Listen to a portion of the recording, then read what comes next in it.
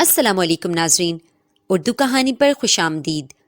یہ کہانی ہے مراد پور کی، ایک ایسا گاؤں جہاں زندگی کی ایک نئی لہر ہر وقت گردش میں رہتی تھی، لیکن وقت کے ساتھ ساتھ وہاں زندگی موت سے بھی بدتر ہونا شروع ہو گئی، اور ایک ٹائم پہ وہاں موت کا راج تھا۔ کہا جاتا ہے کہ وہاں جو بھی جاتا وہ واپس نہیں آتا، لیکن ایسا کیا ہوا تھا کہ وقت کے ساتھ سب اتنا بھیانک ہو گیا؟ مراد پور میں ایک بڑی سی حویلی تھی جہاں بہت سے ملازم کام کرتے تھے۔ ان میں ہی ایک رشید بھی تھا جو مالی حالات ٹھیک نہ ہونے کی وجہ سے حویلی کے ملازموں میں شامل ہو گیا تھا، اور ساتھ میں اپنی بیوی کو بھی کام پر رکھوا لیا تھا، جو ہر وقت چودرائن کے آگے پیچھے رہتی، ان کے کام کرتی۔ رشید کی بیوی کا نام فضیلہ تھا۔ ان کی ایک 5 سال کی بیٹی بھی تھی جس کا نام شہتاج رکھا تھا۔ شہتاج اپنے نام کی طرح ہی تھی، اتنی کم عمر ہونے کے باوجود بھی چلنے پھرنے کا انداز چودھری کے بچوں جیسا اپنانے کی کوشش کرتی۔ شہتاج اپنے ماں باپ کی طرح سب میں گھل مل جانے والی لڑکی نہیں تھی۔ اس کی بہت سی باتوں کو یہ سمجھ کے چھوڑ دیا جاتا کہ اکلوتی ہونے کی وجہ سے لاڈلی ہے۔ بہت چھوٹی عمر سے ہی وہ ہر چیز محسوس کرنے لگ گئی تھی۔ کوئی ضد پوری نہ ہونے پہ چیزیں پھینکنا، چیخنا تو جیسے اس کا معمول بن گیا تھا۔ اس کی ان عادتوں کی وجہ سے کوئی اس کو دوست بھی نہیں بناتا تھا۔ پورے گاؤں میں وہ واحد لڑکی تھی جو سب سے مختلف تھی۔ گاؤں کے باقی بچے ایک دوسرے کے ساتھ مل کر کھیلتے، لیکن شہتاج کہیں سے سرخی پاؤڈر اٹھا کر لے آتی اور اسے بے ڈھنگے طریقے سے اپنے چہرے پر لگاتی رہتی۔ وہ سب سے خوبصورت دکھنا چاہتی تھی۔ سیاہ رنگت کی وجہ سے بھی وہ احساس کمتری کا شکار رہتی تھی۔ شہتاج کا بچپن تو اسی طرح گزر گیا۔ جیسے ہی اس نے جوانی کی دہلیز پر قدم رکھا تو یہ سب عادتیں ختم ہونے کے باوجود اور مضبوط ہوتی چلی گئیں۔ غریب ہونے کے باوجود اس کا بچپن حویلی میں گزرا تو اس کے رہن سہن میں بھی اس چیز کی جھلک نظر آتی تھی۔ شہتاج اپنی حیثیت بھول کے بڑے بڑے خواب دیکھنے لگ گئی۔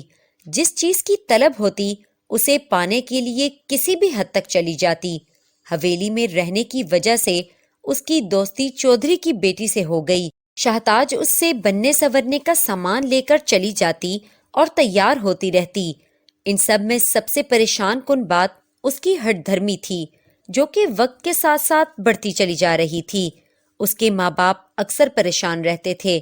شہتاج کی دوست کی شادی طے ہو گئی۔ شہتاج بہت خوش تھی، بہت تیاری کی، دھوم دھام سے شادی ہوئی۔ اس کی دوست تو چلی گئی، لیکن یہ شادی کی تقریب شہتاج کے ذہن میں ایک نئی خواہش کو جنم دے گئی۔ شہتاج اب خاموش رہنے لگی اور گھنٹوں بیٹھ کے سوچتی رہتی۔ یہ بات سب نے محسوس کی، کئی بار پوچھنے پر بھی ہنس کر ٹال دیتی۔ سب کے لیے یہ جاننا مشکل تھا کہ آخر شہتاج کے دماغ میں چل کیا رہا ہے۔ ایک دن شہتاج نے اپنی ماں کے آگے یہ خواہش رکھی کہ وہ شادی کرنا چاہتی ہے۔ فضیلہ یہ سن کر بہت خوش ہوئی۔ اس کے قدم زمین پر نہیں لگ رہے تھے۔ آخر کیوں نہ ہوتی خوش؟ یہ خواہش تو کافی عرصے سے اس کے دل میں تھی، لیکن شہتاج کے رویے کی وجہ سے کہہ نہیں پاتی۔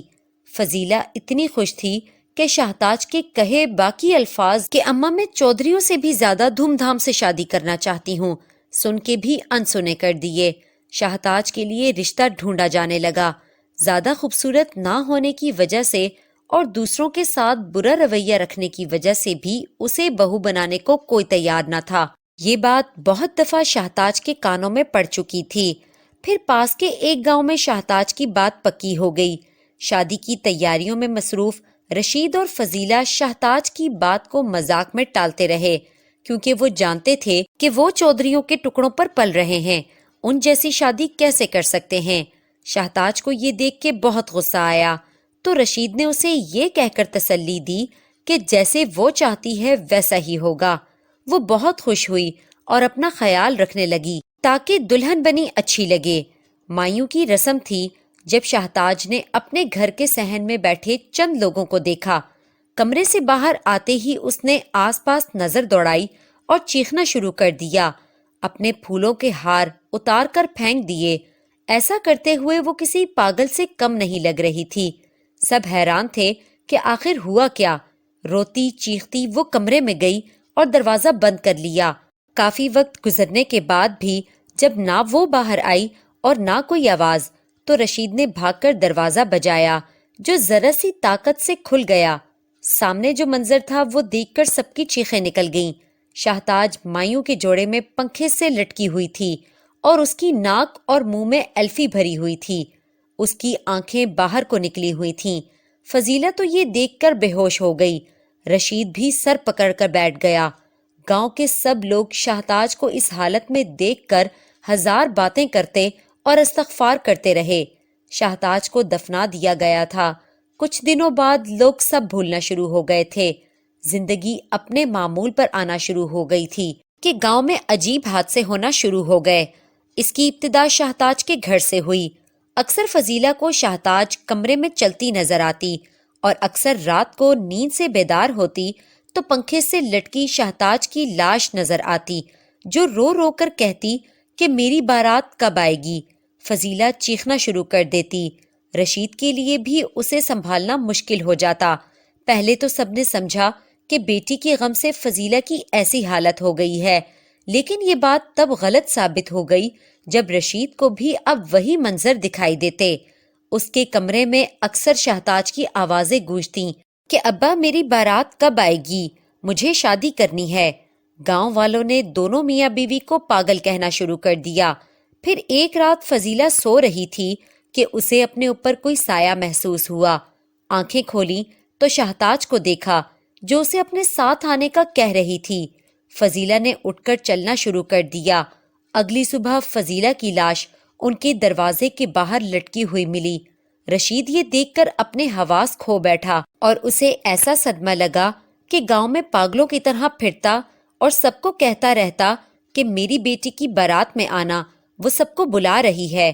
لیکن یہ مصیبت یہیں تک محدود نہ رہی۔ گاؤں کے حالات بدلتے جا رہے تھے۔ کسی لڑکی کا رشتہ نہ ہوتا، اور جس کا ہوتا وہ شادی والے دن یا شادی سے پہلے لڑکا اور لڑکی مردہ حالت میں پائے جاتے تھے۔ اکثر رات کو شاہتاج کا سایہ نظر آتا۔ ایسی آوازیں آتی رہتیں جیسے وہ اپنی بارات لانے کا کہہ رہی ہو۔ یہ بات تو طے ہو گئی تھی کہ شاہتاج اب ایک خوفناک روپ اختیار کر چکی ہے۔ گاؤں والوں کا جینا محال ہو چکا تھا۔ وہ لوگ جنہوں نے شاہتاج کا رشتہ لینے سے انکار کر دیا تھا، ان کے گھروں پر تو جیسے قیامت ٹوٹ پڑی تھی۔ ان کے گھر سے شاہتاج کے ہنسنے کی آوازیں آتیں۔ اکثر اس کا مردہ جسم لٹکا ہوا نظر آتا۔ شاہتاج کے خوف نے لوگوں کو گھروں میں قید کر دیا تھا۔ کوئی بھی باہر نکلتا تو وہ اس حالت میں ملتا کہ شناخت کرنا مشکل ہو جاتا۔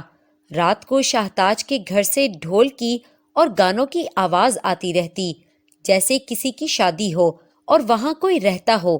ایک دن گاؤں والوں نے ہمت کر کے وہاں جا کر دیکھنے کا ارادہ کیا۔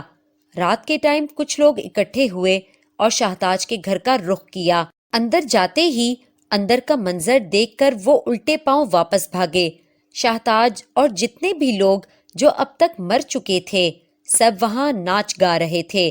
بھاگنے والوں میں شاہتاج کا منگیتر بھی تھا، جو جلد ہی شاہتاج کے گھر میں اس کے سامنے مردہ حالت میں پڑا تھا۔ شاہتاج خوشی سے کہہ رہی تھی کہ آج وہ دن آ ہی گیا کہ میری دھوم دھام سے بارات آئے گی۔ دیکھو، میرا دلہا بھی آج میرے پاس آ گیا ہے۔ وہ گاؤں اب شاہتاج کی سلطنت بن چکا تھا، جہاں درجنوں مردے اس کے ایک حکم پر کسی کا بھی گوشت نوچ لیتے۔ پھر وہ دن بھی آ گیا جس کا شاہتاج کو انتظار تھا۔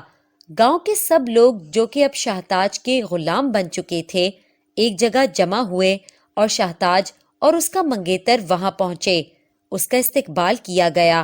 شاہتاج نے سب کو شادی کی دعوت دی اور تیاریوں کا حکم دیا۔ اگلے دن شاہتاج کی شادی کی تقریب تھی۔ سب مردے خوشی سے ناچ رہے تھے، پکوان بنائے جا رہے تھے۔ کچھ مردے جنگلی جانوروں اور کچھ آس پاس سے انسانوں کو گھسیٹتے ہوئے لا رہے تھے اور ان کو ذبح کر کے پکایا جا رہا تھا۔ جنات کی بارات کا یہ منظر نہ دیکھنے کے قابل تھا۔ تمام مردے ایسے انسانوں کو کھا رہے تھے جیسے صدیوں سے بھوکے ہوں۔ شاہتاج نے اپنی خواہش پوری کر لی۔ زندہ رہ کر نہ سہی، مرنے کے بعد خود کو واقعی اس گاؤں کی شہتاج بنا کر۔ اس کی خواہش کے مطابق ہی تھا سب، زیادہ لوگ، بڑی سی تقریب۔ فرق تھا تو یہ کہ کوئی ایک بھی زندہ انسان نہ تھا۔ جنات کی بارات آئی، شہتاج دلہن بنی روانہ ہو گئی۔ تقریب کا اختتام ہوا اور ہر طرف سناٹا ہو گیا۔ گاؤں بالکل سنسان ہو گیا۔ کچھ سالوں بعد مراد پور کے روڈ پر ایک گاڑی آ کر رک گئی۔ گاڑی میں ایک لڑکا اور لڑکی تھے۔ گاڑی خراب ہو گئی تھی اور وہ باہر نکل کر مدد کے لیے ادھر ادھر دیکھ رہے تھے، لیکن اس سنسان اور موت کے راستے پر کون آ سکتا تھا؟ انہوں نے چلنا شروع کیا اور ایک گھر سے روشنی آتی نظر آئی۔ وہ کسی امید کے سہارے اسی طرف چل دیے۔ جیسے ہی پہنچے تو دیکھا کہ گھر کافی پرانا تھا، ایسا لگ رہا تھا کافی سالوں سے بند ہو۔ لیکن روشنی کہاں سے آئی تھی؟ یہ سوال ان کے ذہن میں تو آیا، لیکن سردیاں تھیں، انہیں رہنے کو جگہ مل گئی تھی۔ اسی پہ شکر کر کے وہ دونوں شہتاج کے گھر میں داخل ہو گئے۔ اگلی صبح وہ وہاں سے چلے گئے، لیکن ایک سایہ تھا جو ان کے پیچھے تھا۔ وہ دونوں بے خبر اپنی زندگی میں مگن تھے۔ کچھ عرصے بعد اس لڑکی کے گھر اولاد کی صورت میں بیٹی پیدا ہوئی، جو کہ ایک نعمت خیال کی جاتی ہے، لیکن وہ بیٹی شہتاج کی شکل میں ان کے لیے کیا طوفان لانے والی تھی، وہ اس سے بے خبر اس ننھے مہمان کو خوش آمدید کہہ رہے تھے۔